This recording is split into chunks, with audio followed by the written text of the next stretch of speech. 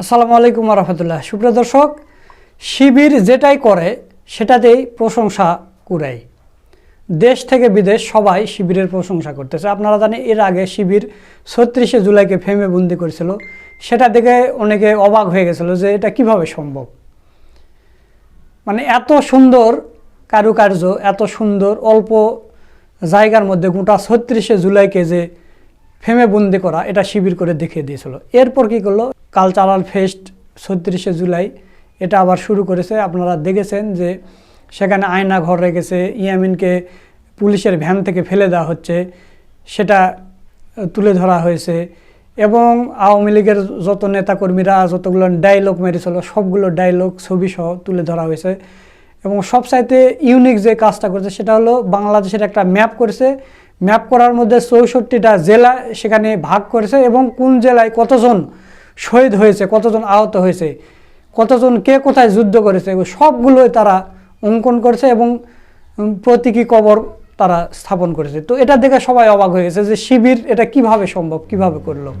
তো প্রিয় দর্শক, এই সাইমম শিল্পগোষ্ঠীর এই আয়োজনে প্রত্যেক দিন মানে 4 দিন ব্যাপী চলবে। প্রতিদিনই সন্ধ্যায় তাদের সাংস্কৃতিক অনুষ্ঠান হয়। তো ওই অনুষ্ঠানে বিভিন্ন নেতাকর্মীরা এসে বক্তব্য দেয়।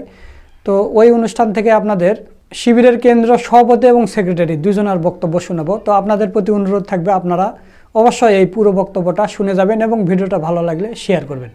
তো দর্শক, বেশি দেরি করব না, চলুন আমরা বক্তব্যের ভিডিওটা দেখে আসি। নতুন একটি স্বদেশ গড়ে তোলার কথা জুলাই আমাদের বলে। একটি বছর আমরা জুলাইয়ের পার করেছি, উদযাপন করছি মুক্ত স্বাধীন বেশে।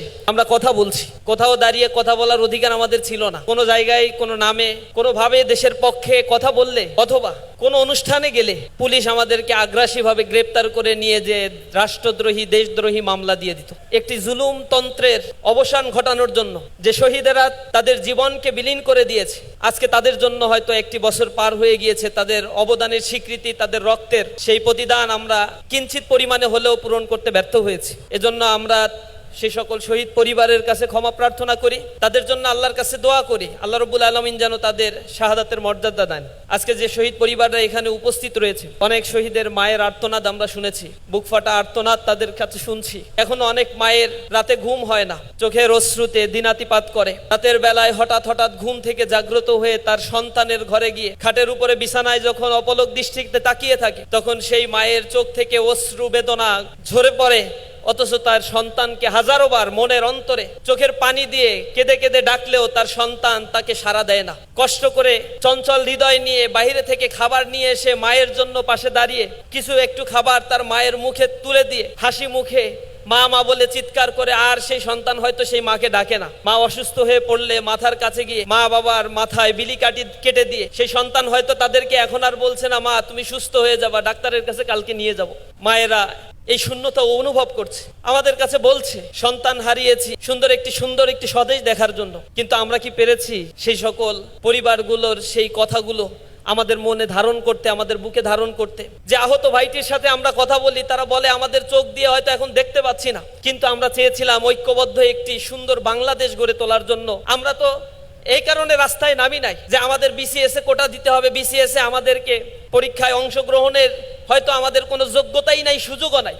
কিন্তু আমরা যে বৈষম্যের বিরুদ্ধে দাঁড়িয়েছিলাম, যে গণবিস্ফোরণ গণজাগরণ আমরা তৈরি করেছিলাম, এটা ছিল দীর্ঘদিন ধরে চলমান একটি দেশের জুলুমতন্ত্রের অবসানের জন্য। এই বুকের তাজা রক্ত ঢেলে দিয়ে এ স্বাধিকার, এ দেশের জন্য চমৎকার একটি ভূখণ্ড গড়ে তোলার জন্য তারা তাদের জীবনকে উৎসর্গ করেছিল। আমরা যখন দেখেছি রাস্তায় যারা শহীদ হচ্ছে, লাশ পড়ে আছে, তাদের সহপাঠীরা লাশগুলোকে তুলে নিয়ে হাসপাতালে নিয়ে যাচ্ছে, লাশগুলোকে ডাক্তার ডিক্লার দিচ্ছে যে এই লাশ আর বেঁচে নাই, সে মারা গিয়েছে। লাশটাকে সেখানে রেখে দিয়ে আর এক সঙ্গীর কাছে রেখে দিয়ে সে আবার রাজপথে নেমে আবার ইট নিয়ে আবার একটি হাতে লাঠি নিয়ে সেই জালিম শাহীর বিরুদ্ধে জুলুম তন্ত্রকে মিটিয়ে দেওয়ার জন্য, বুকের তাজা রক্ত ঢেলে দেওয়ার জন্য এক কদমও সে পেছনে হটে নাই, সামনের দিকে তীব্র বেগে ক্ষিপ্রতা নিয়ে তারা সম্মুখপানে অগ্রসর হয়েছে। জুলাই জেগেছে বাংলাদেশকে মুক্ত করার জন্য, বিনিময়ে এ তরুণ সমাজ আবারও জীবন দেবে ইনশাআল্লাহ। আমরা জেগে আছি, কালচারাল হিজিমনি দিয়ে এই সমাজ ব্যবস্থাকে আর নোংরা করা যাবে না। এই উপমহাদেশকে গড়ে তোলার জন্য, সমাজের প্রতিটি মানুষকে তার অধিকার ফিরিয়ে দেওয়ার জন্য আমাদের এই লড়াই চলবে ইনশাআল্লাহ। সকলকে আজকে এখানে উপস্থিত হওয়ার জন্য ধন্যবাদ জানাচ্ছি। বিশেষ করে সাংস্কৃতিক উপদেষ্টা আমাদেরকে সময় দিয়েছেন, সুযোগ দিয়েছেন এবং আমাদেরকে সহযোগিতা করেছেন, তার প্রতি কৃতজ্ঞতা জ্ঞাপন করছি। প্রধান উপদেষ্টার প্রেস সচিব সম্মানিত মেহমান আমাদেরকে সময় দিয়েছেন, তার প্রতিও কৃতজ্ঞতা জ্ঞাপন করে আমার কথা শেষ করছি। আসসালামু আলাইকুম ওয়া রাহমাতুল্লাহ। বিসমিল্লাহির রহমানির রহিম। বাংলাদেশের ঐতিহ্যবাহী শিল্পী গোষ্ঠী সাইমম শিল্পী গোষ্ঠী কর্তৃক আয়োজিত জুলাই জাগরণ ও কালচারাল ফেস্ট এর উদ্বোধনী অনুষ্ঠান উপস্থিত আজকের অনুষ্ঠানের সম্মানিত অতিথিবৃন্দ, উপস্থিত শহীদ পরিবারের সদস্যবৃন্দ এবং উপস্থিত সংগ্রামী ছাত্র জনতা, আসসালামু আলাইকুম ওয়া রাহমাতুল্লাহি ওয়া বারাকাতুহু। আজকের অনুষ্ঠানের শুরুতে আমরা গভীর শ্রদ্ধার সাথে স্মরণ করছি 24 জুলাই বিপ্লবের সকল শহীদদের। আল্লাহ পাক সুবহানাহু ওয়া তাআলা সকল শহীদদের জান্নাতুল ফেরদৌসের মেহমান হিসেবে কবুল করুক, আল্লাহুম্মা আমিন। এবং একই সাথে দোয়া করছি সকল গাজীদের জন্য যারা এখনো হাসপাতালের বেদে কাতরাচ্ছে। আমাদের সকল গাজী ভাই বোনদেরকে আল্লাহ তাআলা দ্রুত সময়ের মধ্যে সুস্থতা নিয়ামত দান করুক, আল্লাহুম্মা আমিন। প্রিয় উপস্থিতি, আপনারা জানেন বাংলাদেশের স্বাধীনতা পরবর্তী আমরা যেই মুক্তি আশা করেছিলাম, আমাদের রাজনৈতিক মুক্তি, অর্থনৈতিক মুক্তি, সাংস্কৃতিক মুক্তি, সেই মুক্তিটা আমরা পাইনি। বিশেষ করে আমাদের এই জাতির উপরে সাংস্কৃতিক আগ্রাসনটা ছিল সবচেয়ে বেশি। এখানে বাঙালি সংস্কৃতি, বাঙালি জাতীয়তাবাদ বলে কলকাতার যে ব্রাহ্মণ্যবাদী যে সংস্কৃতি, সেটা আমাদের উপর চাপিয়ে দেওয়া হয়েছিল। এবং গত 16 বছরে বাংলাদেশে যে হাসিনা হয়েছে, সেটা হইতে পেরেছে তার কালচারাল ফেসিজমের মাধ্যমে। এখানে যে কালচার, বাংলাদেশের যে কালচার, সেই কালচারের সাথে ইসলামকে একটা সাংঘর্ষিক পজিশনে নিয়ে আসা হয়েছে। বাংলাদেশে 71 পরবর্তী আমাদের অনেকগুলো চলচ্চিত্র হয়েছে, সেই চলচ্চিত্রগুলোতে ইসলামকে সবসময় আদারিং করা হয়েছে। দাড়ি, টুপি এবং ইসলামের যে সিম্বলগুলো আছে সেগুলোকে সবসময় কর্নার করা হয়েছে এবং এগুলোকে সবসময় একটা ভিন্ন ক্যারেক্টারে দেখানো হয়েছে। এবং গত 16 বছরে হাসিনা যে এই বাংলাদেশে টিকে ছিল, সেটার মূল কারণ ছিল কালচারাল ফেসিজম। তাকে এই সমাজে টিকে রাখা, এই রাষ্ট্রের মধ্যে টিকে রাখা, সেটার পেছনে যারা কাজ করেছে সেটা হচ্ছে কালচারাল ফেসিজম, সেটা ছিল মুজিববাদ।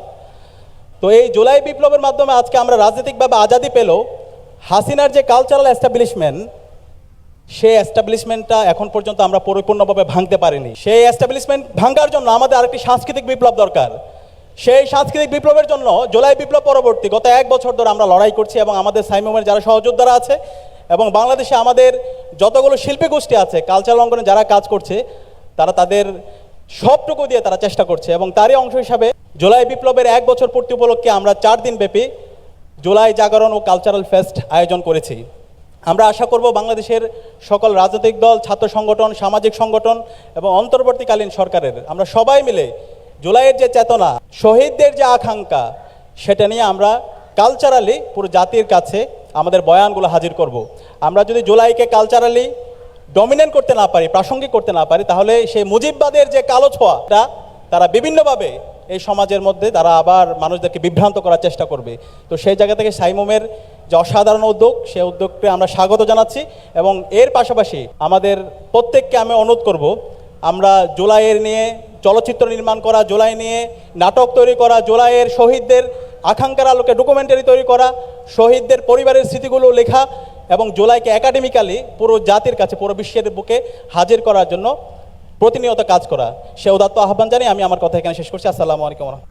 আলহামদুলিল্লাহ, ওয়াসসালাতু ওয়াসসালামু আলা রাসূলিল কারীম ওয়া আলা আলিহি ওয়া আসহাবিহি আজমাইন।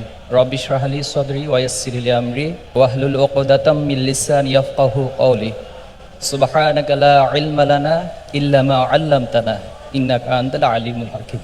বাংলাদেশের ঐতিহ্যবাহী সাইমম শিল্পী গোষ্ঠী কর্তৃক আয়োজিত জুলাই জাগরণ কালচারাল ফেস্টের সম্মানিত প্রধান অতিথি, বাংলাদেশ সরকারের মাননীয় সাংস্কৃতিক উপদেষ্টা জনাব মোস্তফা সরওয়ার ফারুকী, আমাদের মাঝে বিশেষ অতিথি হিসেবে উপস্থিত আছেন প্রধান উপদেষ্টা সম্মানিত প্রেস সচিব আমাদের একান্ত শ্রদ্ধেয় জনাব শফিকুল আলম, সম্মানিত অতিথিবৃন্দ, শহীদ পরিবারের আমার একান্ত শ্রদ্ধেয় সম্মানিত পরিবারের সদস্যবৃন্দ, আহত পঙ্গুত্ব বরণকারী ভাই এবং বোনেরা, সাংবাদিকবৃন্দ, সুধীমণ্ডলী, আসসালামু আলাইকুম রহমতুল্লাহি ওয়া বারাকাতুহু।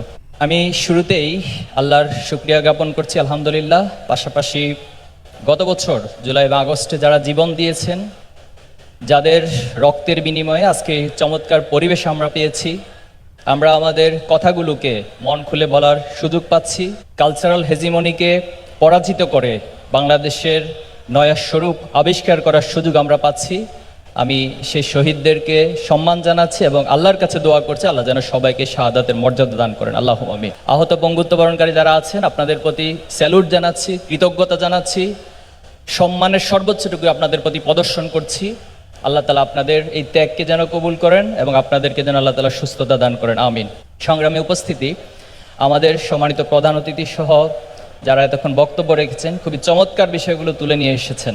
হিস্ট্রিক্যাল বিষয়গুলো উঠে এসেছে, কালচারাল আমাদের করণীয় কি হবে সেই বিষয়গুলো উঠে এসেছে, আগামীর বাংলাদেশ বিনির্মাণের জন্য আমরা কিভাবে করে ভূমিকা রাখতে পারি এই কালচারাল অঙ্গন থেকে, সেই বিষয়গুলো সব চমৎকারভাবে উঠে এসেছে। আমি সবার প্রতি আন্তরিক ধন্যবাদ এবং কৃতজ্ঞতা জানাচ্ছি। প্রিয় উপস্থিতি, গত বছর ঠিক এই সময়গুলো আমাদের জন্য অনেক কঠিন ছিল। আপনারা এখানে প্রত্যেকেই মাঠের আন্দোলনের সাক্ষী, মাঠের আন্দোলনে আমাদের সহযোদ্ধা ছিলেন। রাজনৈতিকভাবে বিশ্লেষণ করলে অনেক কথা, আমি এখানে বসে বসে ভাবছিলাম অনেকগুলো বিষয় সরকারের কাছে উপস্থাপন করা প্রয়োজন। এই সরকারের বেশ কিছু অর্জন যেমন রয়েছে, আবার বেশ কিছু ব্যর্থতাও রয়েছে।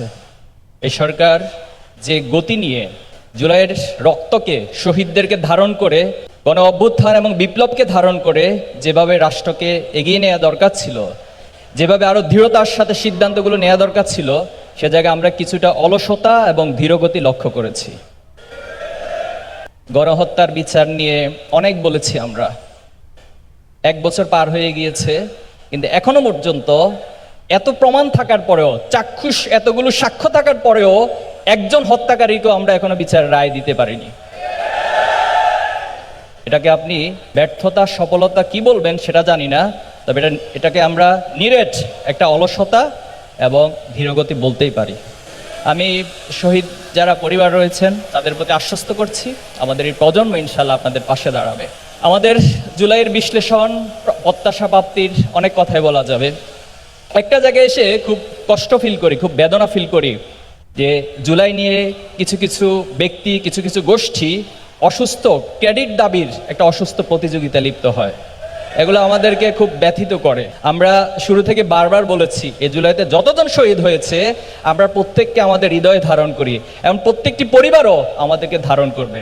এই জুলাইয়ের আন্দোলনের শহীদরা কোনো ব্যক্তির, কোনো দলের হতে পারে না। এখানে আপনি যদি বিশ্লেষণ করে যতজন শহীদ হয়েছে, শুধু ছাত্রের মধ্যে সীমাবদ্ধ ছিল না, কোনো পেশার মধ্যে সীমাবদ্ধ ছিল না, কোনো বয়সের মধ্যে সীমাবদ্ধ ছিল না, তাহলে আজকে কেন সে শহীদদেরকে নিয়ে দলীয় রাজনীতিকরণ করা হচ্ছে? আমাদেরকে অনেকবার বলা হয়েছে শহীদদের তালিকা প্রকাশ করার জন্য। আমরা সকলের তালিকা একসাথে করে প্রকাশ করেছি, বলেছি যে আমরা শহীদদের চেহারার মধ্যে কোনো ভিন্নতা খুঁজি না, প্রত্যেকটা শহীদকে আমরা আমাদের হৃদয়ে ধারণ করি এবং প্রত্যেকটা শহীদ এই বাংলাদেশের শহীদ, জাতীয় শহীদ, এবং তারা আমাদের শ্রেষ্ঠ সন্তান হিসেবে বাংলাদেশের এই জমিনে আজীবন থাকবে ইনশাআল্লাহ। আমাদের কাছে কষ্টের একটি জায়গা রয়েছে যে কে কার চেয়ে বেশি অবদান রেখেছে। এই ক্যালকুলেশনে আমাদের পরিমণ্ডল থেকে আমরা কখনো যাইনি। একটি ইমারত নির্মাণ করতে হলে অনেকগুলো স্ট্রাকচারের প্রয়োজন, অনেকগুলো পার্ট এবং পার্সেলের প্রয়োজন হয়। তাহলে কে সবচেয়ে বেশি ভূমিকা রেখেছে এই চিন্তা করে তো কেউ জীবন দিতে যায় নাই।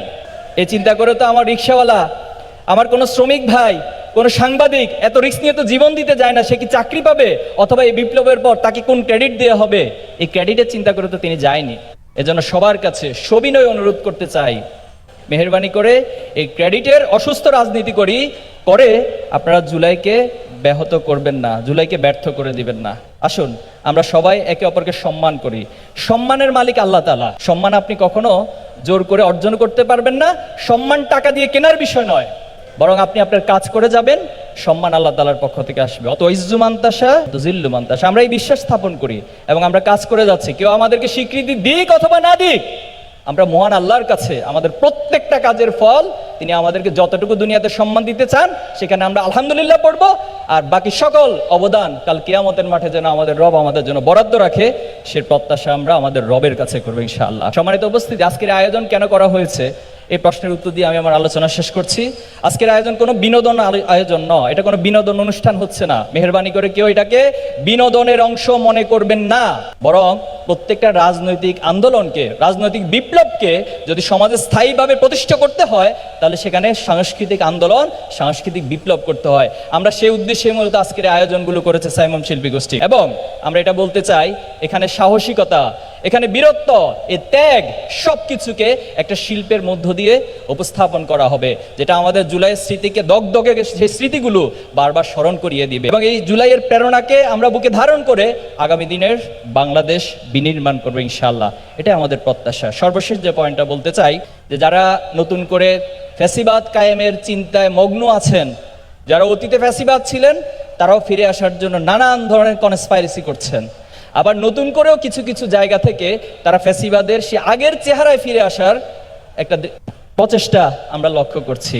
আপনারা নিঃসন্দেহে আন্দোলনের সে সময়ে জহির রায়হানের একটি উক্তির কথা মনে আছে, আমরা এটা ব্যাপকভাবে প্রচার করেছিলাম, যে আসছে ফাগুন আমরা হবে দ্বিগুণ। আপনারা যদি মনে করেন যে আমরা হয়তো একটু নিভে গেছি, এই প্রজন্ম হয়তো কিছুটা শান্ত হয়ে গিয়েছে, এই প্রজন্ম হয়তো অনেক কিছু বুঝে না, তারা হয়তো বোকা, আমরা আমাদের রাজনৈতিক পরিচয় দিয়ে, আমরা আমাদের দাপট দেখিয়ে এই সমাজে আবার ফ্যাসিবাদ কায়েম করব, তাদের জন্য স্পষ্ট মেসেজ, আজকে আপনি আমাদের এই প্রজন্মকে যা দেখছেন, প্রত্যেকটা বছর আমরা দ্বিগুণ হতে থাকবো ইনশাআল্লাহ। আমরা সবিনয় অনুরোধ করবো, আসুন দেশটাকে ভালোবাসি, সে শহীদদেরকে আমরা হৃদয় ধারণ করি, সেই ত্যাগগুলোকে আমরা ভুলে না যাই।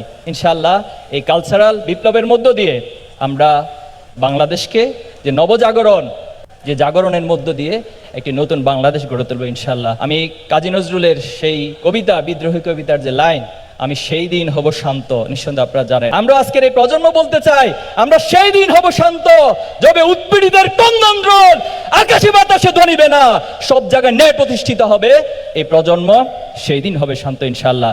আমি আবারও প্রধান অতিথি সহ সকল মেহমানদেরকে আন্তরিকভাবে ধন্যবাদ এবং কৃতজ্ঞতা জানিয়ে সারা দেশবাসীকে আমাদের এই 4 দিন ব্যাপী আয়োজনে সম্পৃক্ত হয়ে এই আয়োজনকে আপনারা সফল করার জন্য সবিনয় অনুরোধ জানিয়ে এই আয়োজনের সাথে সাইমম শিল্পী গোষ্ঠীর যত কলা কৌশলী রয়েছেন, এখানে যাদের সার্বিক সহযোগিতা রয়েছে, সবার প্রতি কৃতজ্ঞতা জানিয়ে আমার কথা শেষ করছি। আসসালামু আলাইকুম রহমতুল্লাহ। সুপ্রিয় দর্শক, আপনারা শিবিরের কেন্দ্র সভাপতি এবং সেক্রেটারি বক্তব্য শুনলেন, তো তাদের কথাগুলো আপনাদের কাছে কেমন লেগেছে তা অবশ্যই কমেন্ট করে জানিয়ে দেবেন। ভিডিওটা ভালো লাগলে শেয়ার করবেন। নিত্য নতুন এরকম আপডেট ভিডিও পেতে আমাদের চ্যানেলটা সাবস্ক্রাইব করে রাখবেন। আজকের ভিডিও এ পর্যন্তই। সকলকে ধন্যবাদ। আসসালামু আলাইকুম রহমতুল্লাহ।